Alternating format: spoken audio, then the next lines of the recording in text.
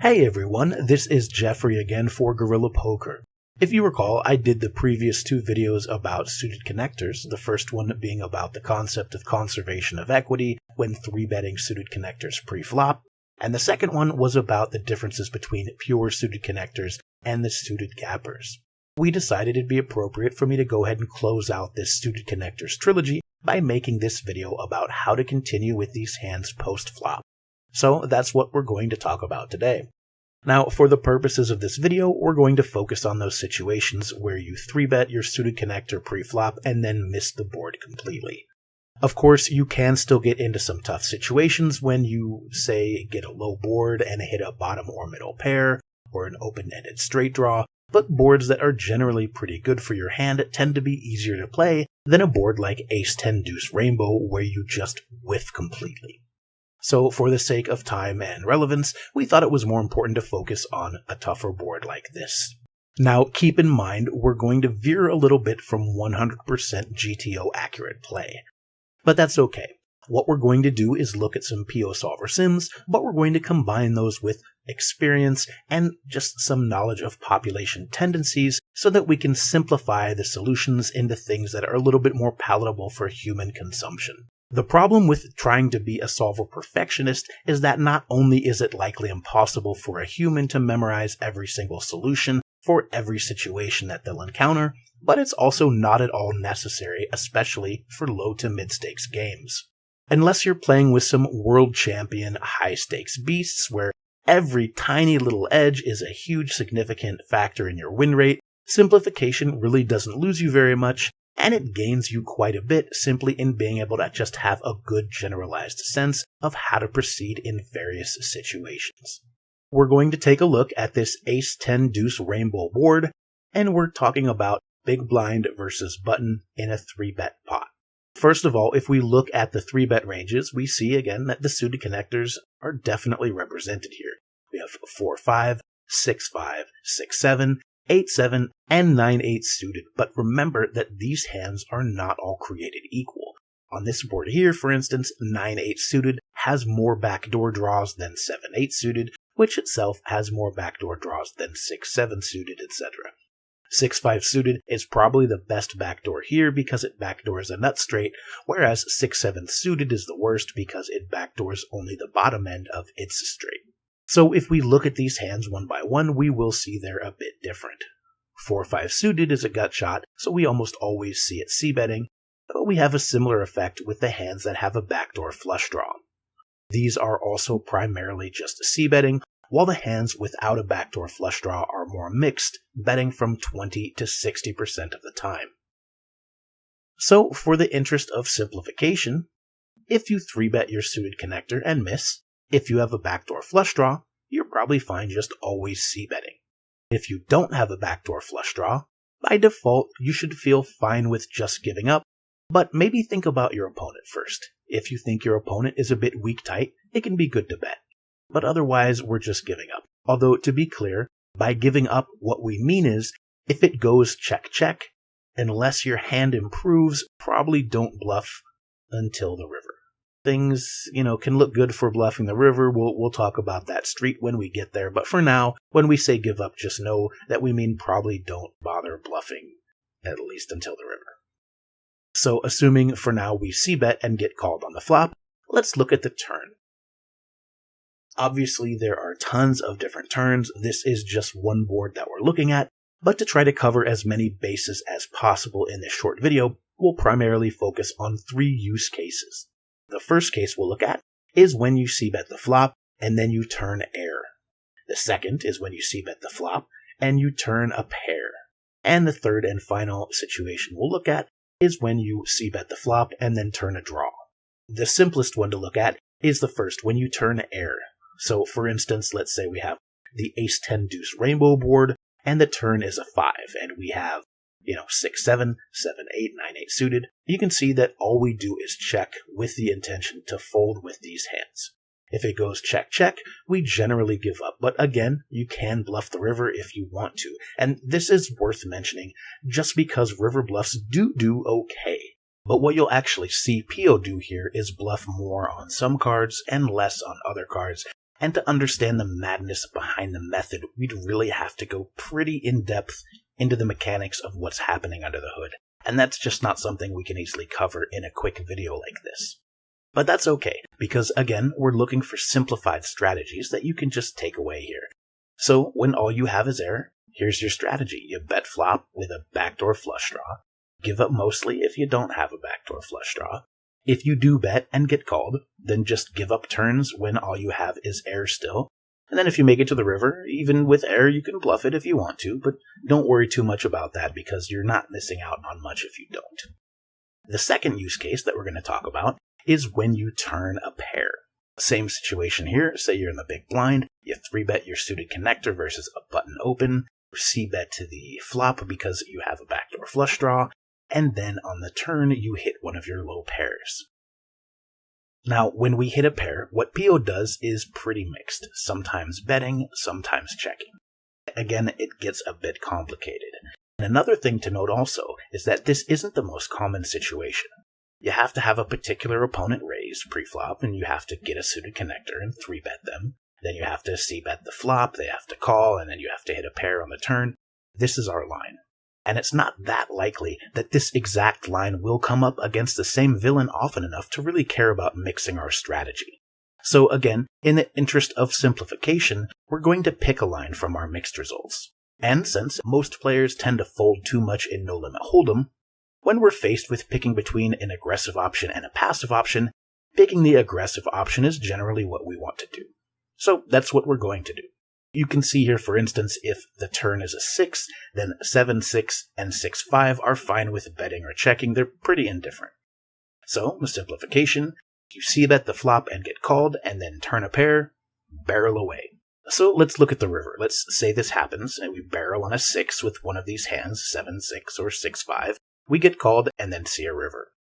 So let's look at a couple different river types. First, let's look at a low Bricky River. On these types of rivers, you pretty much check, and if your opponent shoves, PO sometimes calls and sometimes folds, but if we're going to adhere to the principles that Uri has stated in many of his live play videos, unless you have a good reason to veer, when you're mixing, calling, and folding, just fold. Again, we just pick the one that matches population tendencies the best. So, we 3-bet our suited connector, we turn a pair, and we get a low brick on the river, we go bet, and then check fold. Now, it's not as bad as it might sound. Sometimes we get to showdown and we'll win against something like King-Queen. Sometimes we'll river 2-pair or trips. Overall, the line is fine. If you have some sort of soul read, of course, you can check call, but for the most part, folding is just fine. Just for your peace of mind, let's take a look at the ranges on the turn here on this Ace-10 Deuce-6 two-tone board.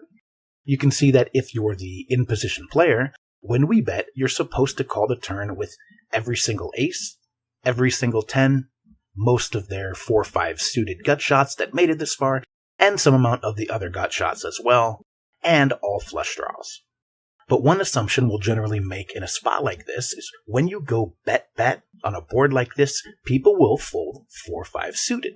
Generally, they'll also fold King-Queen, King-Jack, and Queen-Jack without flush draws. You might even get some people to fold their 10s as well. So in general, you'll get overfolds, which is why we like betting the turn in the first place.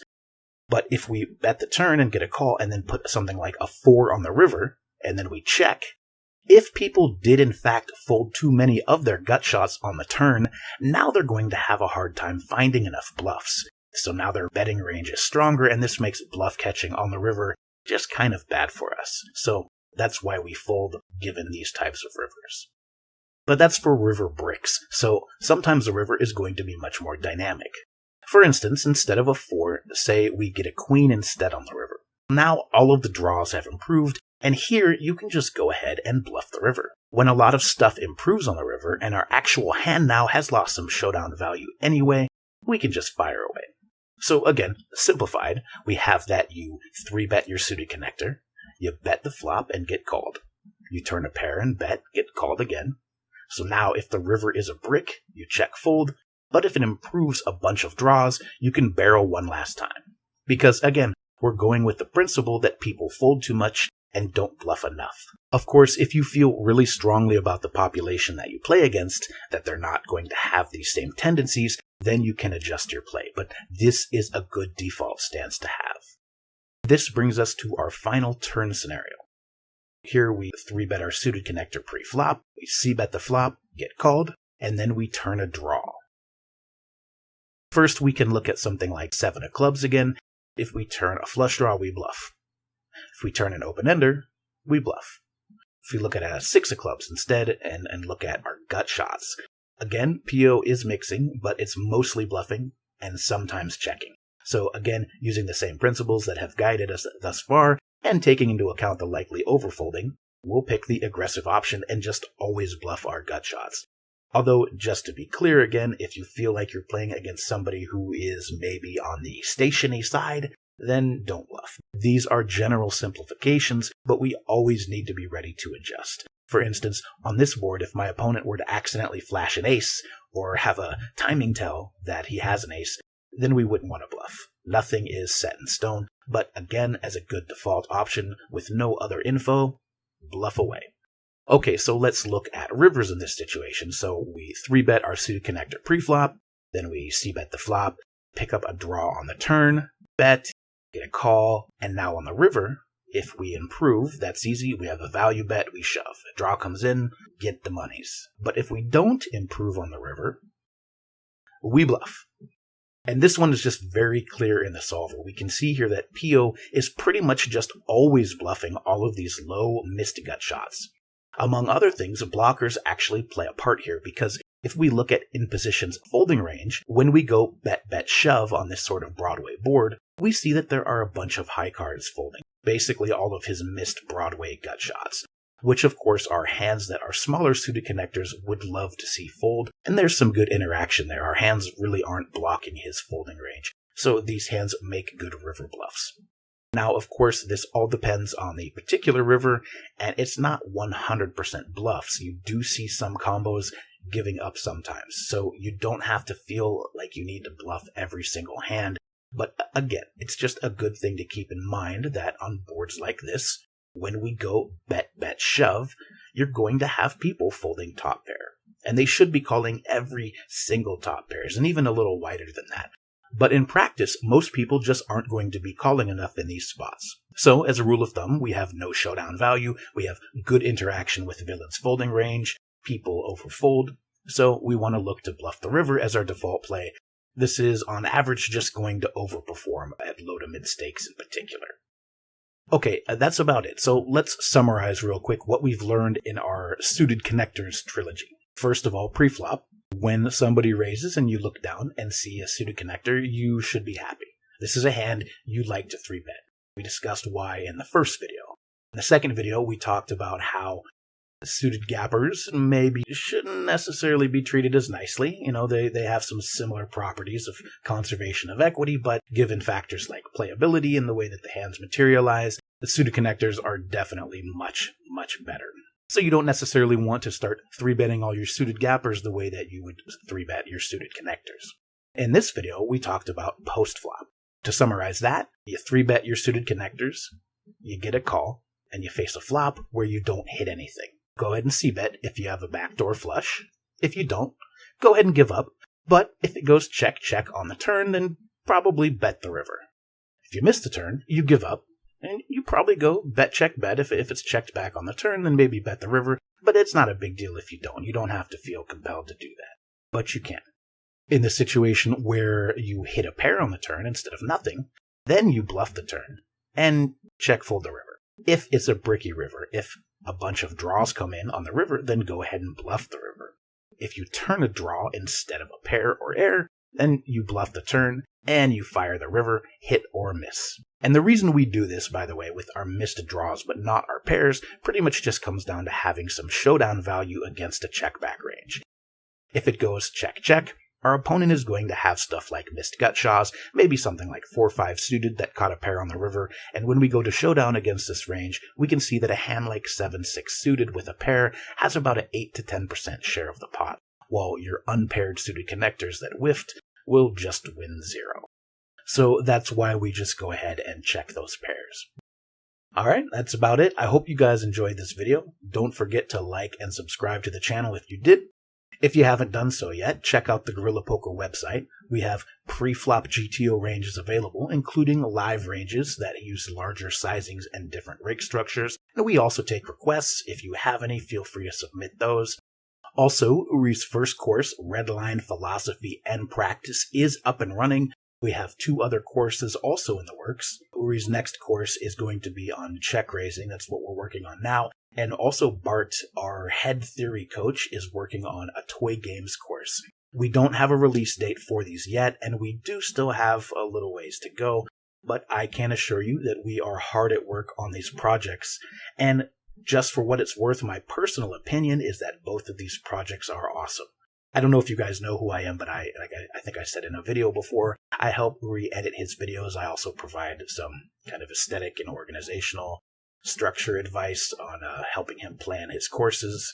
I provide some feedback with Bart, so I've seen some bits and pieces of his course that he's working on, and it just blew me away. I mean, I really think that those of you who end up purchasing these courses are going to be really happy with the value you get in return. So I'm personally super excited to be able to be a part of this. So anyway, keep an eye out for those. If you sign up at the Guerrilla Poker website, we'll give you updates when we have them about our upcoming materials. So go ahead and let us know below if you have any comments or questions or requests. Thanks for watching, everyone, and we'll see you next time.